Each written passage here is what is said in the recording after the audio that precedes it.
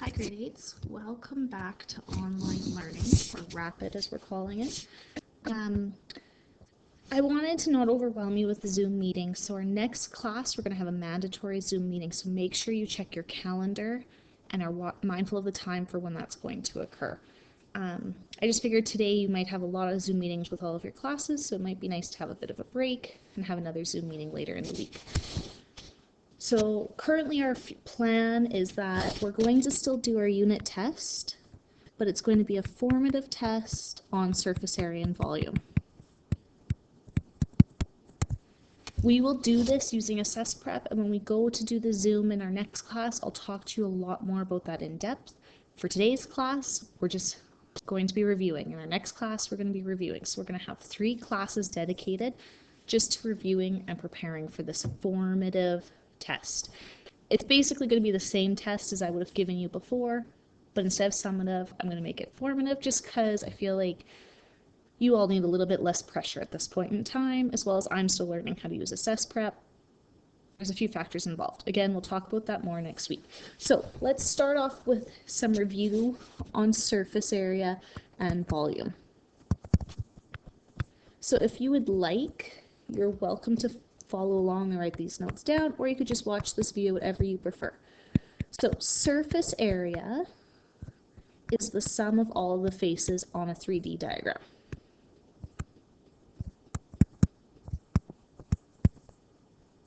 So we have a few formulas for that. Quite frankly, the formulas are what works for you. Some of them, like the triangular prism, that's a little bit more difficult than others, but that's kind of up to you for what formula you want to use. So remember, we're talking about cubes, rectangular prisms, and triangular prisms, as well as cylinders. Originally, I had wanted to do no formulas on this test. That said, basically this test is going to be open book because I cannot control what you have out in front of you. So you could have formulas if you would like. That is kind of our general formula, just saying the sum of all of the faces. When we talk about volume, we have a more specific general formula. So our volume formula is the area of our base. So that's the most significant kind of side. Triangular prism, the base is a triangle. The base of a cylinder is a circle. Rectangular prism, it's a rectangle. Cube is a square. So the area of our base times the height or length, depending how you want to talk about your shape. Remember, within this unit, we're going to use pi, not 3.14, because we always want to be exact as possible. Surface area is measured in units squared versus volume is units cubed. Okay, so those are kind of our big things. The other thing that's going to come up a lot that we're going to end up doing is algebra. So we might have to work backwards to solve for side length. I'll give you questions that has to deal with this.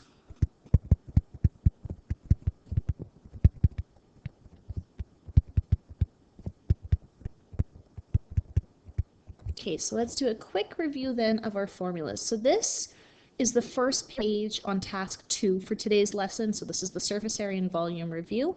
So you could open that up or print it off, whatever works for you.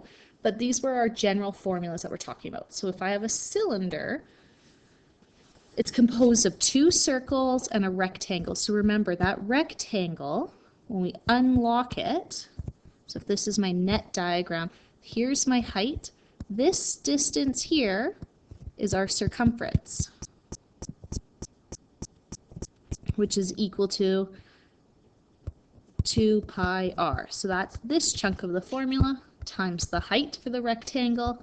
Pi r squared is the area of a circle. Again, when we talk about volume, we have our area of a base, or the circle, so that's this first portion, times the height. A rectangular prism, a couple ways you can think about it. Both of these formulas end up being the same thing. You could factor out that 2 initially if you would like, and then multiply your answer by it, or put it in. Both works. The order of your letters doesn't matter here. At the end of the day, you just have to remember that we have 3 pairs of rectangles. So length times width would be the area of the base times my height for volume.